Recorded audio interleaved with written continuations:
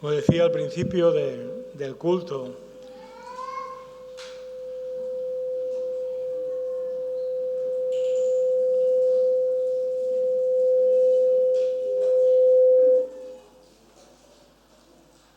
¡qué alivio!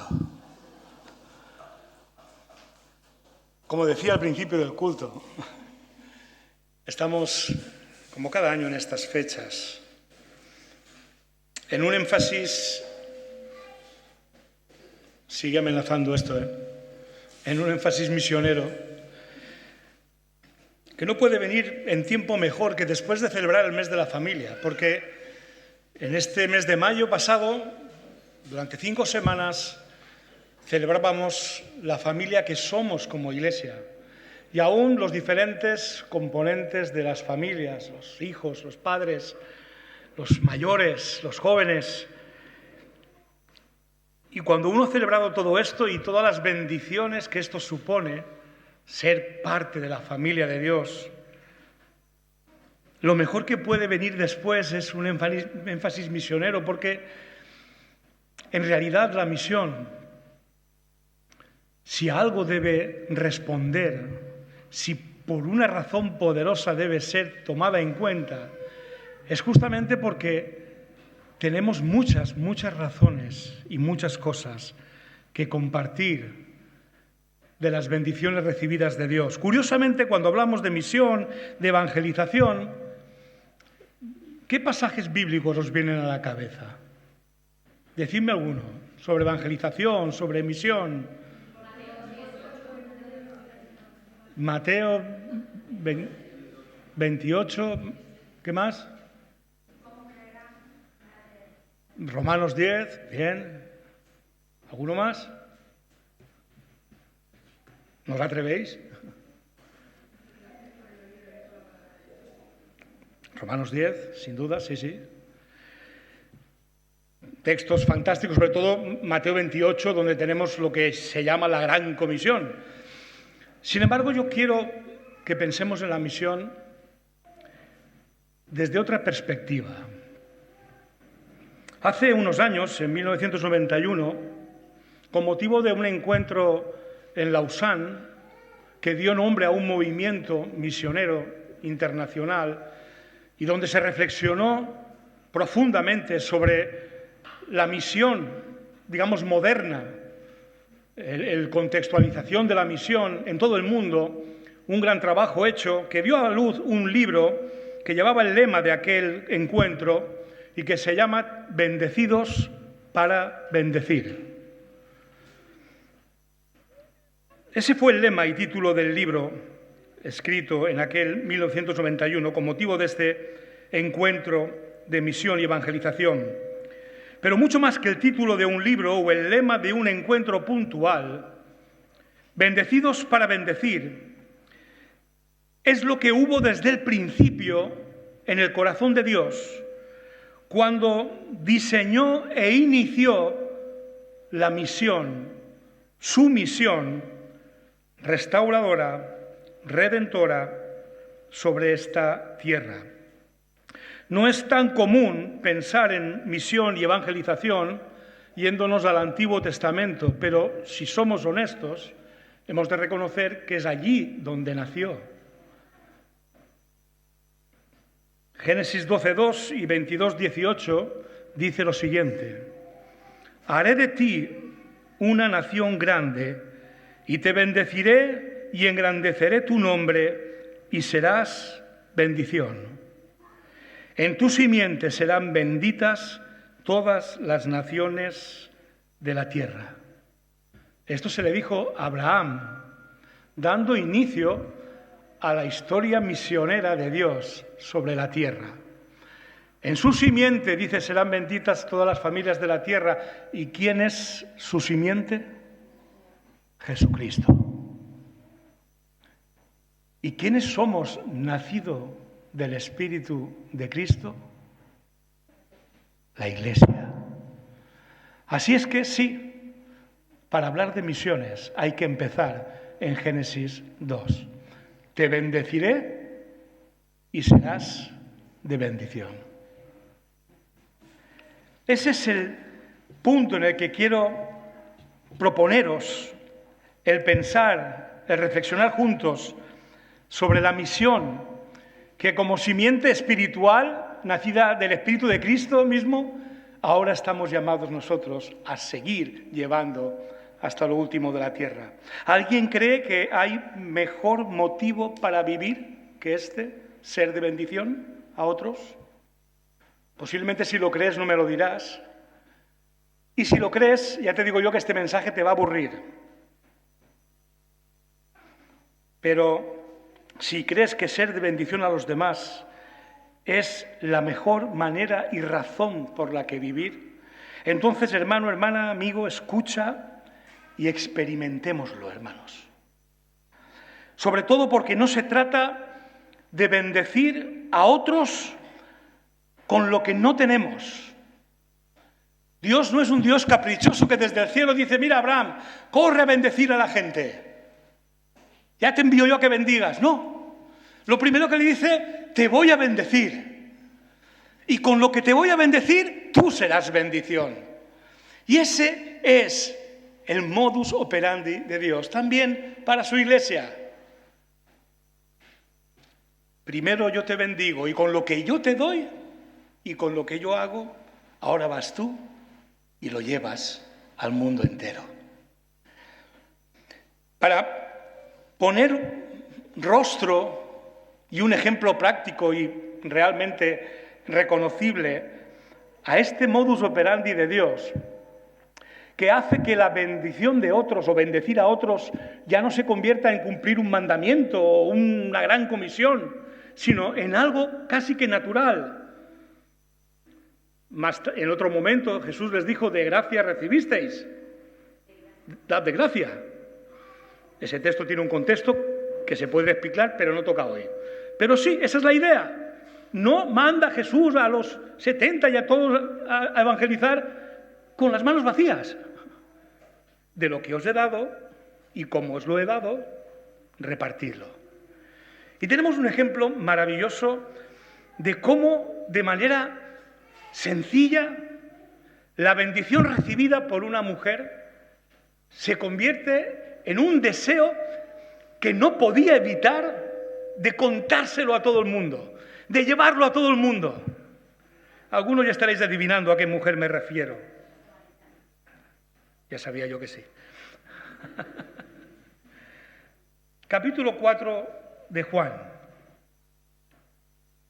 Interesante este relato, conocido por muchos, casi con detalle, de tan enseñado, predicado que es. Pero permitidmelo una vez más, sobre todo para poner en valor cómo lo que esta mujer acaba haciendo es consecuencia de lo que ha recibido. Porque, hermanos, por más que os arenguemos, por más que os argumentemos, si finalmente bendecir a otros con el Evangelio de Cristo no es lo que nos sale de los poros, los otros lo van a notar. Van a notar cuando hay entusiasmo en lo que les contamos y cuando hay una simple y fría obediencia a un mandato. Leemos Juan 4, del 3 al 29, lo que dice este relato. Salió Jesús de Judea y se fue otra vez a Galilea. Y le era necesario pasar por Samaria. Vino pues a una ciudad de Samaria llamada Sicar, junto a la heredad que Jacob dio a su hijo José. Y estaba allí el pozo de Jacob. Entonces Jesús, cansado del camino, se sentó así junto al pozo. Era como la hora sexta, las 12 del mediodía, en la zona de Israel. Vino una mujer de Samaria a sacar agua y Jesús le dijo: dame de beber, pues sus discípulos habían ido a la ciudad a comprar de comer. La mujer samaritana le dijo: ¿cómo tú, siendo judío, me pides a mí de beber, que soy mujer samaritana? Porque judíos y samaritanos no se tratan entre sí. Respondió Jesús y le dijo: si conocieras el don de Dios y quién es el que te dice dame de beber, tú le pedirías y él te daría agua viva. La mujer le dijo: Señor, no tienes con qué sacarla y el pozo es hondo. ¿De dónde pues tienes el agua viva? ¿Acaso eres tú mayor que nuestro padre Jacob, que nos dio este pozo, del cual bebieron él, sus hijos y sus ganados? Respondió Jesús y le dijo: cualquiera que bebiere de esta agua volverá a tener sed, mas el que bebiere del agua que yo le daré no tendrá sed jamás, sino que el agua que yo le daré será en él una fuente de agua que salte para vida eterna. La mujer le dijo: Señor, dame esa agua para que no tenga yo sed ni venga aquí a sacarla. Jesús le dijo: ve, llama a tu marido y ven acá. Respondiendo la mujer dijo: no tengo marido. Jesús le dijo: bien has dicho, no tengo marido, porque 5 maridos has tenido y el que ahora tienes no es tu marido. Esto has dicho con verdad. Le dijo la mujer: Señor, me parece que tú eres profeta. Nuestros padres adoraron en este monte y vosotros decís que en Jerusalén es el lugar donde se debe adorar. Jesús le dijo: mujer, créeme, que la hora viene cuando ni en este monte ni en Jerusalén adoraréis al Padre. Vosotros adoráis lo que no sabéis, nosotros adoramos lo que sabemos, porque la salvación viene de los judíos. Mas la hora viene, y ahora es, cuando los verdaderos adoradores adorarán al Padre en espíritu y en verdad, porque también el Padre tales adoradores busca que le adoren. Dios es espíritu y los que le adoran en espíritu y en verdad es necesario que adoren. Le dijo la mujer: sé que ha de venir el Mesías llamado el Cristo. Cuando Él venga nos declarará todas las cosas. Jesús le dijo: yo soy el que habla contigo. En esto vinieron sus discípulos y se maravillaron de que hablaba con una mujer. Sin embargo, ninguno dijo: ¿qué preguntas o qué hablas con ella? Lo dejaré aquí de momento, aunque luego veremos el final de la historia. Solo quiero resaltar unos pocos momentos de esta conversación, porque esta conversación sabéis que da para sermones y estudios muy interesantes, prácticamente en cada uno de sus versos. Pero quiero destacar, en primer lugar, que Jesús dijo: me es necesario pasar por Samaria, para ir de Judea a Galilea. Judea aquí, Samaria aquí, Galilea aquí. Es como si quieres ir de Alicante a Castellón, te es necesario pasar por Valencia, para que os hagáis una composición del lugar. Pero en realidad, ¿era necesario? De hecho, era el camino más corto, pero necesario. Y de hecho, los judíos nunca pasaban por Samaria, rodeaban por el otro lado del Jordán para volver a entrar, porque no querían pisar Samaria.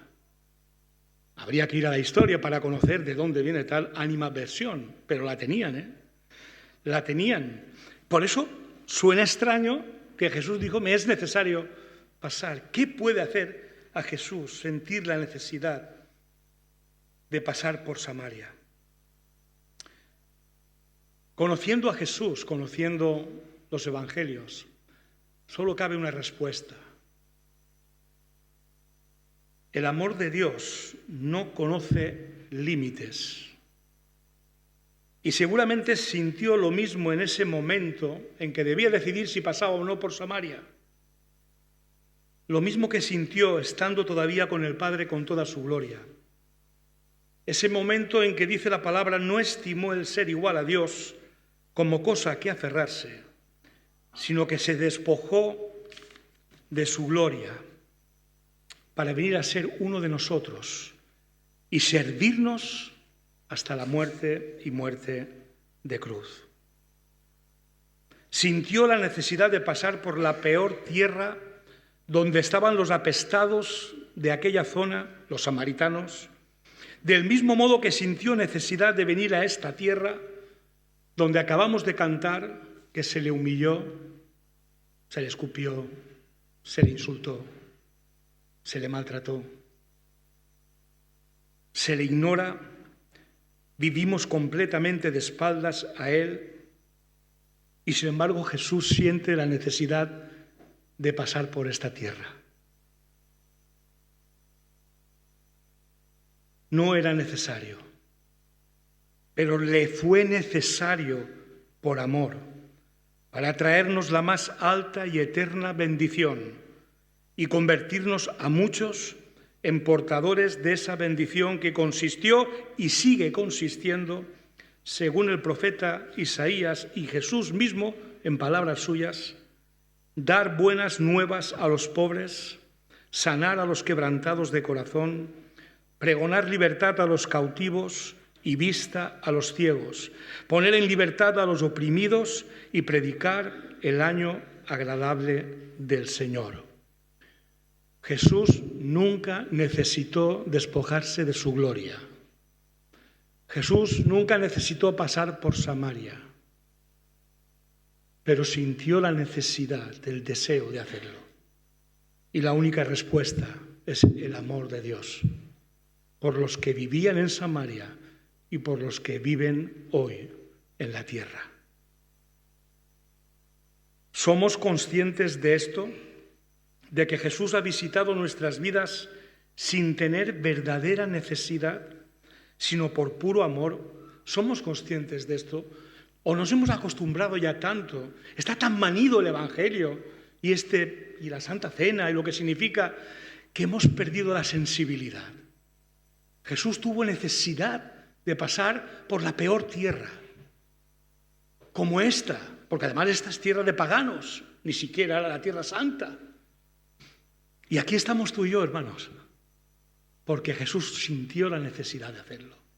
No lo necesitaba, pero deseó hacerlo. Este es el primer punto que tiene que quedar muy claro para comprender qué bendición estamos recibiendo y responder a esa bendición como algo tan grande merece. Por otra parte, esto es importante tenerlo claro para ser un portador de esta misma bendición a otros. Pero el amor de Jesús aún va más lejos. Versículos 7 y 9, leemos el texto: vino una mujer de Samaria a sacar agua y Jesús le dijo, dame de beber. La mujer samaritana le dijo, ¿cómo tú siendo judío me pides a mí de beber, que soy mujer samaritana? Porque judíos y samaritanos no se tratan entre sí. Un rabino, hombre y judío, hablando con una mujer y samaritana. Rompía todos los moldes, rompía todos los esquemas. El amor de Dios no tiene barreras. Nosotros sí tenemos prejuicios. Tenemos muchas dudas, muchos miedos de según a quién, si lo merece más o menos, si nos cae mejor o peor, si le amamos ya o no le amamos. Y entonces decidimos. Pero Jesús no. Jesús va a la peor tierra y habla con la persona seguramente menos digna con la que hablar. El amor de Dios no hace acepción de personas por cuestiones de posición o de sexo. Como dice Pablo luego a los Gálatas, en una expresión de profunda teología, ya no hay judío ni griego, no hay esclavo ni libre, no hay varón ni mujer, porque todos vosotros sois uno en Cristo.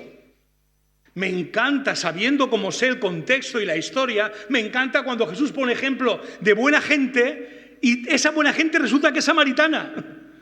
¿Recordáis al buen samaritano? Entre otros.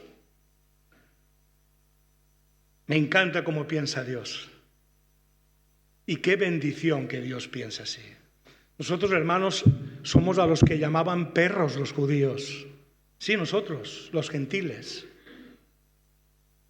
Pero Jesús tenía necesidad de venir a esta tierra por los que ellos llamaban perros. Nosotros nos queremos el ombligo del mundo, somos Occidente, los modernos. Pero antes de ser el ombligo del mundo, para los judíos, éramos los perros, gentiles. Conviene que tengamos esto claro para entender la potencia de la bendición que Cristo vino a darnos. Este aspecto hoy, seguramente, de que no hay varón, ni hembra, judío, ni griego, puede que se haya normalizado tanto en la sociedad que ya no le demos importancia. Gracias a Dios. Para nosotros es natural ver hablar a un hombre con una mujer, a un alumno con su maestro, tenga la raza que tenga. Pero aquella mujer era consciente de sus diferencias, de sus diferentes posiciones, lo cual le da muchísimo más valor al encuentro de Jesús. Y si esta parte nos parece menos importante en nuestro tiempo, espera a ver la siguiente bendición del amor de Dios que encontramos en este pasaje. Versículos 16 al 18.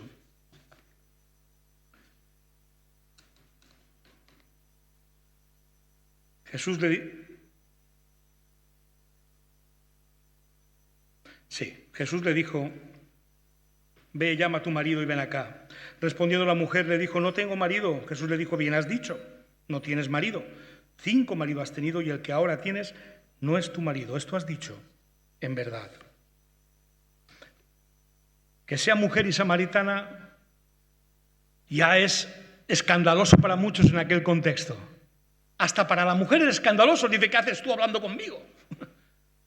Pero que además sepa lo que aquella mujer no podía ni sospechar que supiera este hombre, lo hace todavía más potente. ¿Por qué creéis que iba a las 12 del mediodía en las tierras de Israel a por agua? ¿Por qué creéis? Era una mujer que sentía vergüenza.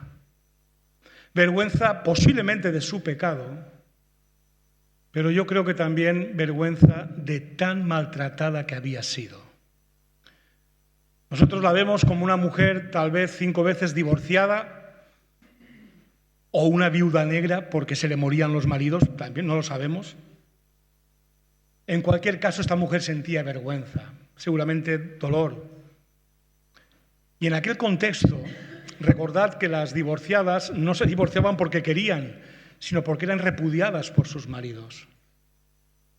Ese dolor y esa vergüenza la hacía ir cuando en el pozo no había nadie. Y encima, para más vergüenza, se encuentra con un rabino judío que se dirige a ella.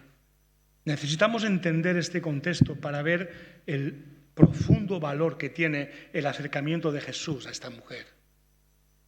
Y cómo esta mujer se sentía por su propia causa, porque sabes que una cosa, que aunque fueran 5 maridos los que la han rechazado, y este sexto que aún no lo es, le está haciendo un favor, porque si no estaría desprovista de todo. Esta mujer se sentiría la persona más poco querida del mundo, del universo, la persona más con autoestima más baja del mundo. Imagínate que te rechazan a ti 5 esposas o te rechazan a ti 5 maridos. ¿Cómo te sentirías? ¿A qué huelo? Y sin embargo, que Jesús se despojara de su gloria para venir a ser uno de nosotros, ya es impresionante. Pero que no solo viniera a una tierra plagada de pecado, de idolatría e indiferencia, sino que se detuviera a hablar en aquel contexto con semejante personaje, ya parece una locura.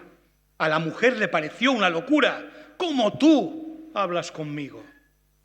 La locura del amor de Dios, que en aquel tiempo hace lo que jamás un rabino habría hecho, dirigirse a una mujer, lo que jamás un judío hubiera hecho, dirigirse a un samaritano, lo que jamás un hombre de Dios hubiera hecho para no contaminarse, dirigirse a semejante pecadora, promiscua, juntada con el 6.º hombre de su vida. Una locura, el amor de Dios es una locura. Entendemos la inmensidad del amor de Dios, entendemos que no merecíamos, y se nos ha dicho por activa o por pasiva cuando hemos cantado de la gracia de Dios, que no merecemos nada de esto. Porque si no entiendes la potencia del amor de Dios y te crees que algo merecías, que tampoco eres tan malo, es que no has entendido nada. Y claro, cuando yo te digo, ahora hay que llevar el evangelio a otros, dices, bueno, bien, tampoco es para tanto. ¿Que no es para tanto? ¿Que no es para tanto? Díselo a esta mujer. Jesús sabía que esa promiscuidad era consecuencia de su propio pecado y del maltrato de los hombres de su vida, que la repudiaron uno tras otro, dejándola en manos de otros para apenas poder sobrevivir. Llena de vergüenza, por eso iba al pozo a la hora que iba. Cuánto sufrimiento causado por su propio pecado y el de otros sobre ella. ¿Nos reconocemos a nosotros mismos en algún momento? ¿Tu pecado te ha traído sufrimiento? ¿El pecado de otros te ha provocado sufrimiento? Pues Jesús sintió necesidad de acercarse a ti, porque Él sabe por dónde has pasado y tal vez ahora estés pasando. ¡Qué bendición! Jesús se acercó a aquella mujer y en otro momento dijo, los sanos no necesitan de médico. Yo he venido a buscar y salvar lo que se había perdido. Y si llevas tanto tiempo en la iglesia y en la fe que te has olvidado de que uno de esos perdidos, una de esas perdidas eras tú, en el nombre de Jesús te invito a que hagas memoria. Porque igual te sientes tan religioso y tan bueno que crees que no habla de ti. Está hablando de ti y de mí, hermanos. Vino a buscar lo que se había perdido y llevaba tu nombre y el mío. No lo olvidemos, hermanos. El pan y el vino están para eso, para que no lo olvidemos. Jesús no solo vino a esta tierra de pecadores, blasfemos, idólatras e incrédulos. Jesús se acercó a este tipo de personas que tú y yo éramos o tal vez aún somos. Es la locura del amor de Dios que viene a traer la bendición de Dios a nuestras vidas. Y si te parece poco, observa el mensaje que le traía aquella mujer y hoy a cada uno de nosotros. Porque no es una conversación cualquiera o superficial o simplemente religiosa. Versículo 10, 13 y 14. Si conocieras el don de Dios y quién es el que te dice dame de beber, tú le pedirías y él te daría agua viva.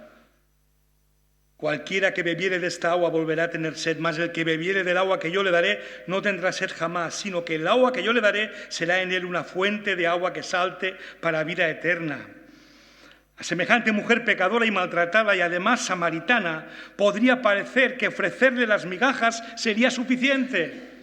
Nosotros que catalogamos a la gente de más buena o menos buena, seguramente nos entretendríamos con el que es un poco bueno para hablarle un buen rato del Evangelio, pero con uno que no es muy bueno, a lo mejor invertiríamos lo justo. Pero Jesús invierte lo mejor de sí mismo. Está dispuesto a darle lo mejor de sí mismo.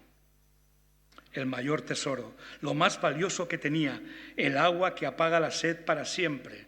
El que bebiere del agua que yo le daré, no tendrá sed jamás.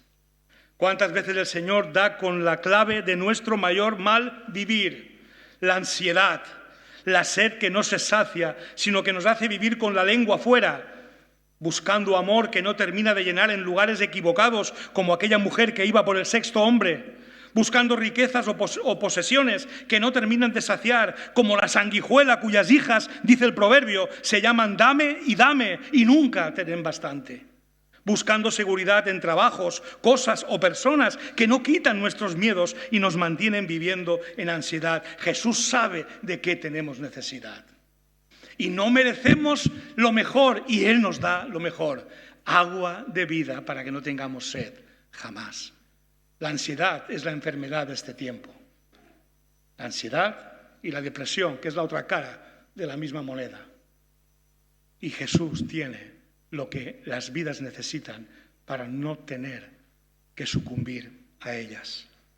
Jesús había venido a bendecirnos y a convertir en portadores de su bendición a sedientos como aquella mujer que iban a recibir el agua de vida de Dios, esa que quita la ansiedad y la sed para darnos libertad y gozo eternos. Con independencia de las circunstancias, similares o no, ¿es esa nuestra historia?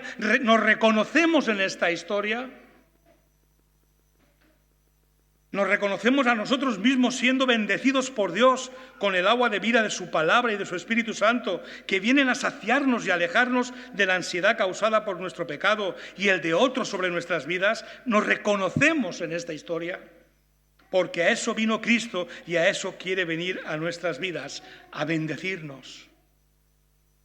Si ya reconoces esa bendición de Dios en tu vida, observa lo que produjo en aquella mujer aquel encuentro con Jesús.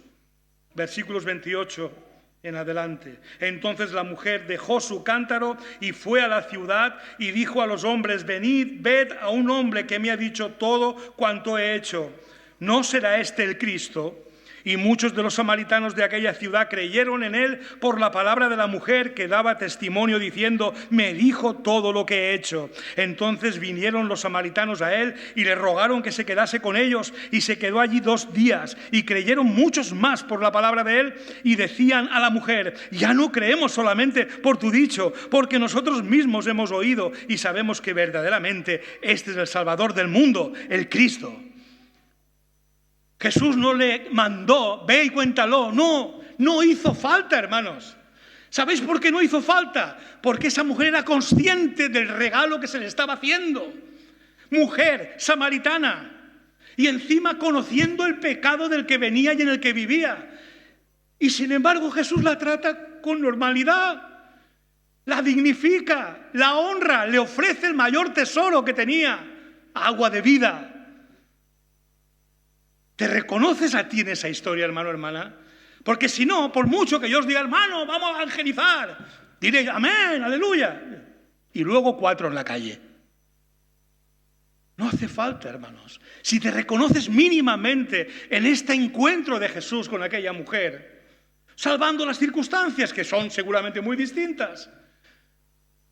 Cuando escuches, id y predicad el Evangelio, cuando lo cantemos incluso como haremos para acabar el culto, estarás diciendo, ¿cuándo? ¿Dónde? Ya. ¿Por qué? Porque hemos sido bendecidos para bendecir. Ese es el plan de Dios desde el minuto 1. El que va a Cristo solo para la bendición, va a Cristo por una razón normal, y si se queda en eso, se acaba convirtiendo a lo mejor en un religioso, pero en alguien inútil para el reino, porque Dios te bendice para que bendigas. Ve y cuéntalo a los tuyos, dice a otros personajes, las maravillas que Dios ha hecho contigo. Aquella mujer se convirtió en portadora de la bendición de Dios a otros, fue bendecida para bendecir, y muchos salieron de su ciudad para conocer al Señor Jesús y le rogaron que se quedase con ellos. Muchos creyeron en Él, al principio por la palabra de la mujer y después por la palabra de Jesús mismo. No podía ser de otro modo. Cuando uno recibe de Cristo el agua de vida, no se la puede quedar para sí mismo, sino que de su interior brotan ríos de agua viva para sembrar de bendición con el poder del Espíritu Santo todo lo que le rodea. Así que, hermanos, esta misión es la que Dios comenzó con Abraham, es la historia del amor de Dios encarnado en su Hijo Jesucristo, con aquella mujer y con millones y millones de hombres y mujeres a lo largo de la historia y durante los 78 años de esta misma iglesia, a la paz de Elche, en la que tú y yo estamos. Toda una gran nube de testigos de las bendiciones de Dios que nos bendijeron con la bendición que ellos mismos habían recibido antes de Dios por medio de personas como aquella samaritana. Por tanto, la historia solo puede y debe continuar de una manera, hermanos.